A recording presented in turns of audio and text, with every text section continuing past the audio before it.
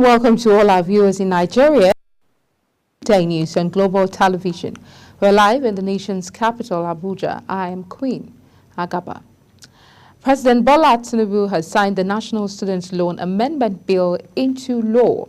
The president signed the bill in a short ceremony at the State House in the presence of President of the Senate, Godswill Akpabio, Deputy President of the Senate, Barau Jibrin, Chief of Staff to the President, Femi Gbajabiamila, Minister of State for Education, Hannatu Musawa, the Minister of State for Youth, Ayodele Olawande, President of the National Association of Nigerian Students, as well as other government officials and aides to the President. Kike Lomo Okere has details. President Tinubu initially signed the student loan bill into law back in June 2023 to offer financial assistance to Nigerian students in tertiary institutions. While the bill was signed earlier, its implementation has faced delay due to various issues hindering its rollout. Speaking afterwards, the president thanked members of the National Assembly for their expeditious handling of this bill, considering the children of Nigeria that education is the tool to fight against poverty effectively. I've just signed a bill proclaiming the student loan effectively. First of all, I must thank the members of the National Assembly for their expeditious handling of this bill, considering the children of Nigeria, that education is the tool to fight against poverty effectively. The new legislation repealed the previous Student Loan Access to Higher Education Act of 2023 and reenacts the Student Loan Access to Higher Education Bill for 2024.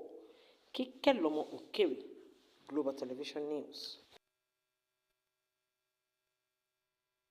The Lagos State Traffic Management Authority has warned motorists to observe speed limits when traveling along the extensive section of the newly repaired Third Mainland Bridge. This was disclosed in a statement issued by the agency's spokesperson, Adebayo Taufik. He urged motorists to observe all traffic signs and install technological equipment connected to traffic. The Lagos State government had on March 30th announced the planned reopening of the Third Mainland Bridge. The Armed Forces of Nigeria says it has neutralized 2,351 terrorists, arrested 2,308 persons, and rescued 1,241 kidnapped hostages in the first quarter of 2024. Giving an update of the operational activities of the troops in the first quarter of 2024, Director Defense Media Operations Major General Edward Boba stated that troops recovered 2,847 weapons, 58,492 ammunition, and denied the oil theft of an estimated sum over 20 billion naira. Kike Lomo Okere presents the report. The Director of Defense Media Operation explained that during the period under review, troops of Operation Adinkai conducted offensive operations, fighting patrols, arrested suspected Boko Haram ISWAP terrorist fighters and collaborators, as well as surrendering Boko Haram ISWAP Jazz terrorist fighters in Damboa, Konduga, Bama, Goza, and Ngazia local government area of Borno State. Is the breakdown of weapons, ammunition recovered. 170 AK-47 rifles were recovered, 163 assorted ammunition were recovered, over 5,600 rounds of 7.62mm special ammunition were recovered, over 800 rounds of 7.62mm NATO ammunition was recovered, and over 1,300 assorted ammunition were recovered by troops of Operation Wild Stroke.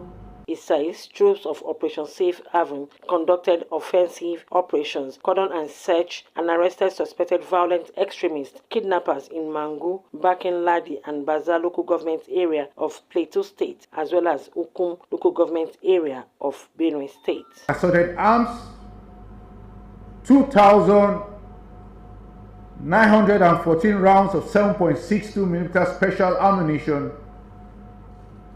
1,255 rounds of 7.62 NATO ammunition, and over 500 assorted ammunitions were recovered by troops of Operation Safe Haven in the first quarter of 2024.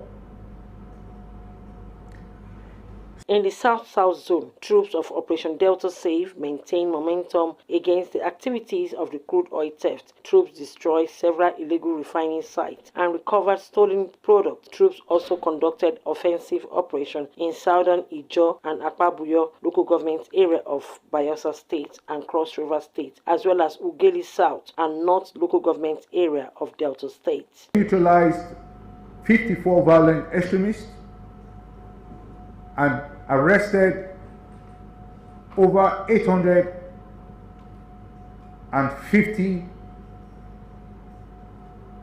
persons involved in oil theft and violent extremism. They denied the oil theft of over 21 million liters of stolen crude oil. He denied the oil theft of over 2 million liters of illegally refined AGO. The Military High Command says armed forces is fighting a vicious enemy in the ongoing operations across the country, adding that the military is ready, prepared, equipped and focused on what to do with the terrorists and their cohort. Kikelomo Okeri, Global Television News.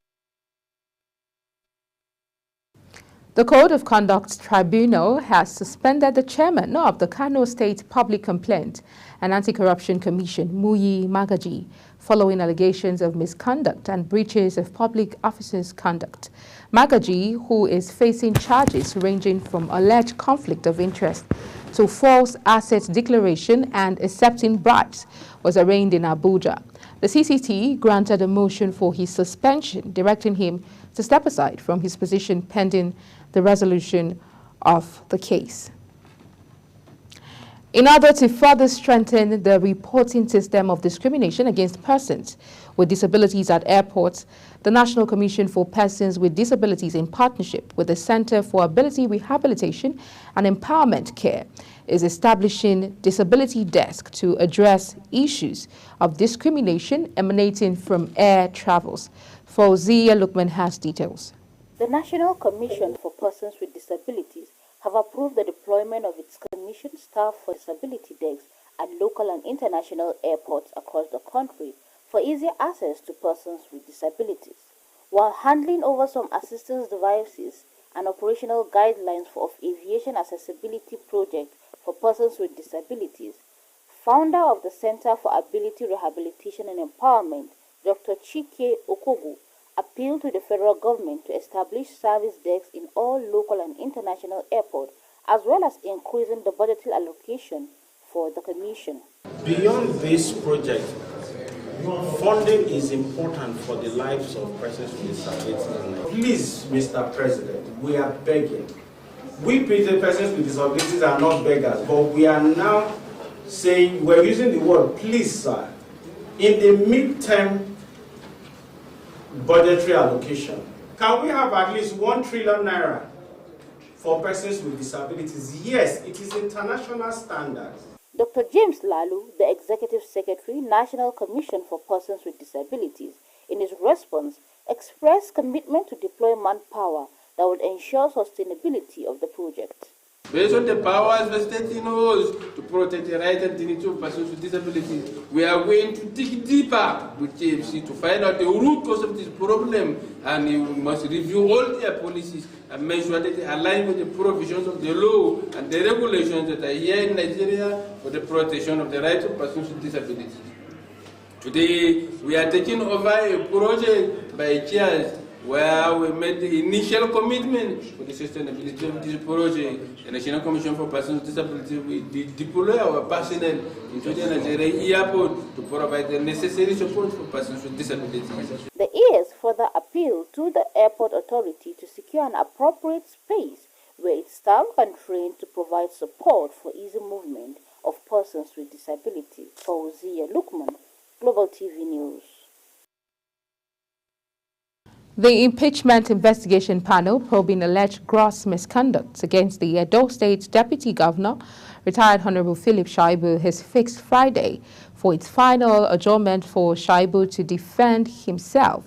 The head of 7-man panel set up to investigate the allegations, Justice Stephen A. Omonua, retired, took the decision when it resumed its sitting on Thursday and the Deputy Governor and his counsel were absent. Omonua, retired, said that the panel would wait to see if the defendant would open his defense and thereafter called for the defendant, but Shaibu was absent and was not represented. The Edo State House of Assembly initiated the impeachment process. The Kogi State Commissioner of Police, Bertrand Onoha, has presented checks worth 39 million naira to the 25 families of deceased officers on behalf of the Inspector General of Police, Kayode Egbetokun. This was contained in a statement issued by the command's spokesman, SP William Aya.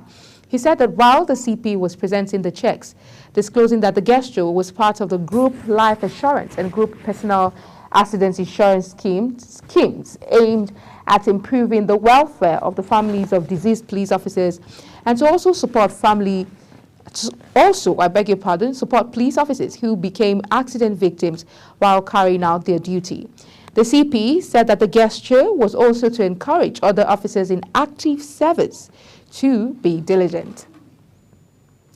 President Bola Tinubu has pledged his support for a proposal for the direct election of members into the Parliament of the Economic Community of West African State, ECOWAS. The chairman of ECOWAS stated this when he swore in 97 members into the 6th ECOWAS Parliament at the International Conference Center in Abuja. The Parliament is composed of 115 seats. Each member state has a guaranteed minimum of 5 seats, while the remaining 40 seats are shared based on population. They include 35 members from Nigeria and 5 each from the Benin Republic, Cabo Verde, the Gambia, Guinea-Bissau, Liberia, Sierra Leone, and Togo.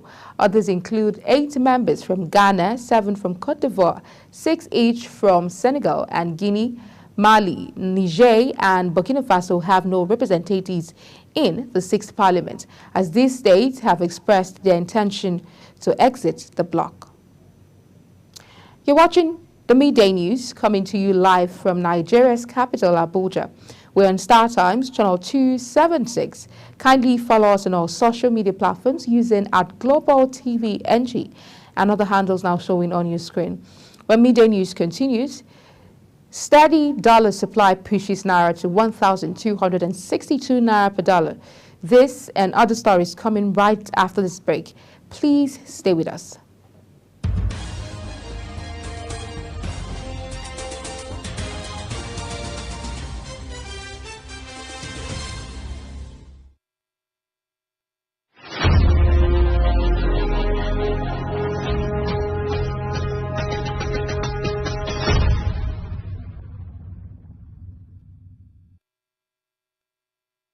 Many thanks for staying with us. Now, if you've just joined us, this is Global Television bringing you live broadcast of the Midday News.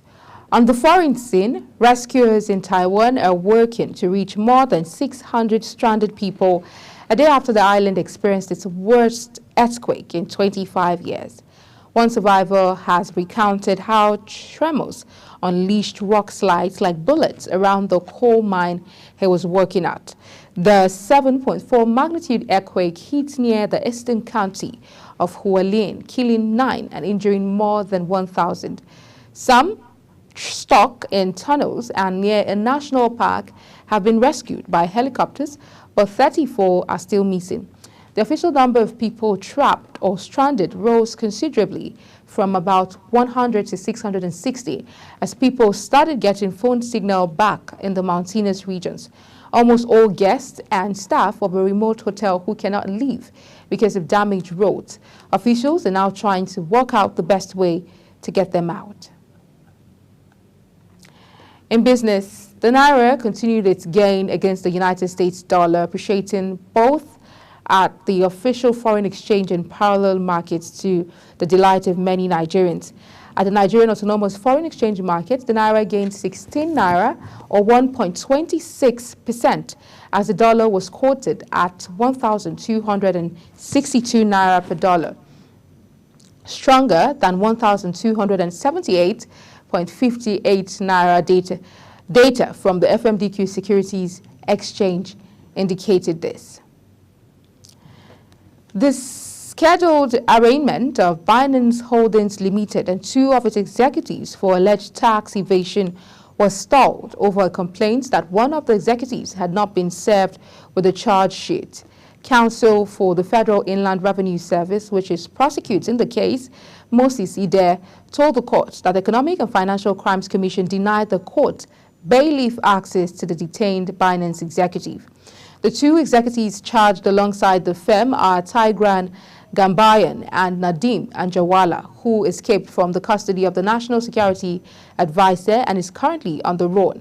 The FIRS lawyer, Ide, says the bailiff was unable to serve the charge sheet on Gambayan, who was in the custody of the EFCC. He therefore made an oral application to serve the charge sheet on Gambayan in the courtroom through his lawyer, Chukwuka Ikuazo, senior advocate of Nigeria. Manufacturers and organized labor have kicked against the federal government's 240% hike in the tariff payable by electricity users enjoying a 20-hour power supply. They insisted on the electricity subsidy, warning that its removal will send manufacturers out of business and worsen inflation. The subsidy on electricity has been withdrawn completely from the tariff payable by power consumers in and Band A category, who constitute about 15% of the total number of power users across the country. The government announced the hike in the electricity bill at a press briefing in Abuja by NERC, adding that those affected would pay a tariff of 225 Naira per kilowatt hour, up from the previous rate of 68 Naira per kilowatt hour, representing about 240% increase. Some communities in Abuja, Lagos, and Nasarawa are currently experiencing power outages due to technical glitches. The Ikeja Electricity Distribution Company on Tuesday said the service disruption was due to significant load restrictions across many of its transmission load centers. According to the power distribution firm, the transmission stations affected include Oworo, Maryland, Itire, Isolo, Ogba, Alausa, Ejigbo, Alimosho, and others. In the same vein, the Abuja Electricity Distribution Company informed its customers in Nasarawa that they were in darkness after windstorm brought down transmission lines. The Nigerian Customs Service says it has generated over 1.3 trillion naira in the first quarter of 2024. The Comptroller General of the Service, Adewale Adeniyi, announced this while addressing journalists in Abuja on the performance of the service, where he stated that the collection for the first quarter represents a substantial increase of 112.35% compared to the same period in the year 2023, which stood at over 6.6 billion naira. Kike Lomo-Okere was there for Global TV News.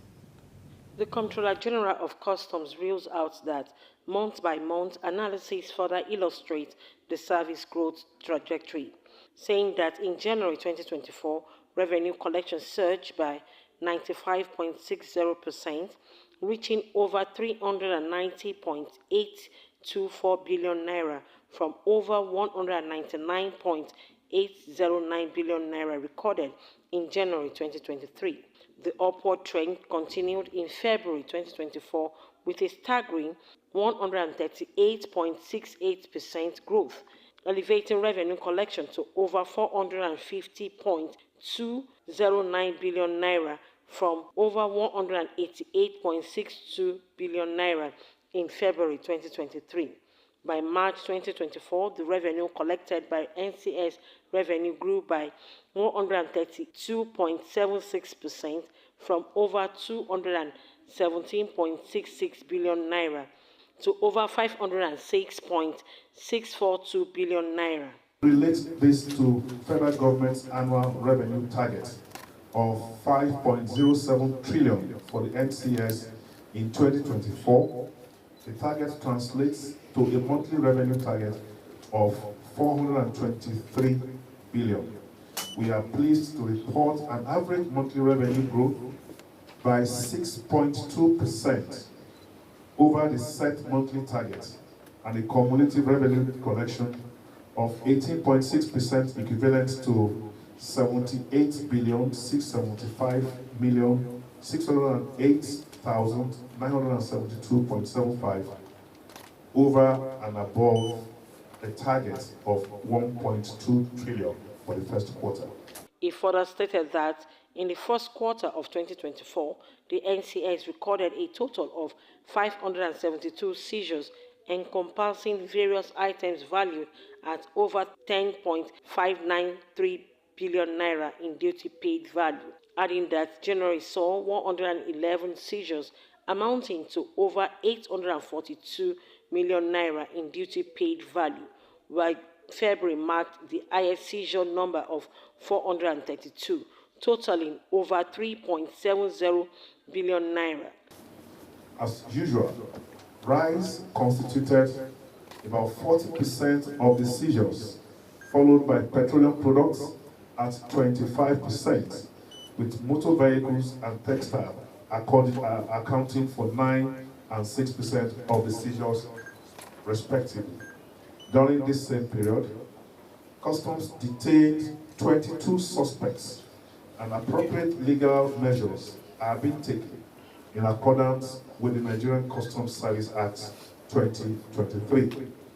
The Customs Chiefs further reels out some of the challenges encountered during the quarter under review. He says these challenges encompasses issues related to non-compliance with regulations, infrastructure limitation, and a notable decline in cargo, evidenced by 4.89% decrease in the volume of transactions handled. He added that the exchange rate utilized by Customs in the clearance of goods via the Nigerian Integrated Information System is based on the rates determined by Central Bank of Nigeria. In lieu of this, he says the NCS is gearing up to launch the NCS Custom Analytical Laboratory, a critical measure set to take effect in second and third quarter 2024, a specialized facility equipped and advanced analytical instruments and techniques for scientific analysis of goods and materials.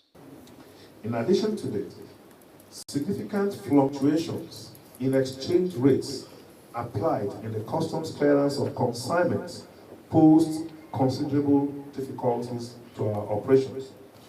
Leveraging state-of-the-art technology and expertise aided by Customs Analytical Laboratory is expected to enhance our capacity to detect and prevent smuggling, counterfeit goods, and other illicit activities, thereby safeguarding public health.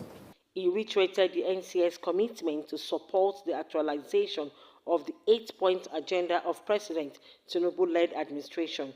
This commitment is demonstrated through both direct and indirect contribution to key areas such as economic growth, improved security, upholding the rules of law, and fighting corruption. Kike Lomo Okeri, Global Television News. And that's it on the Midday News, and it came to you live from Nigeria's capital, Abuja. We're on Star Times, channel 276. Kindly follow us across all social media platforms using @GlobalTVNG and other handles now showing on your screen. I'm Queen Agaba. Thank you for watching. See you again.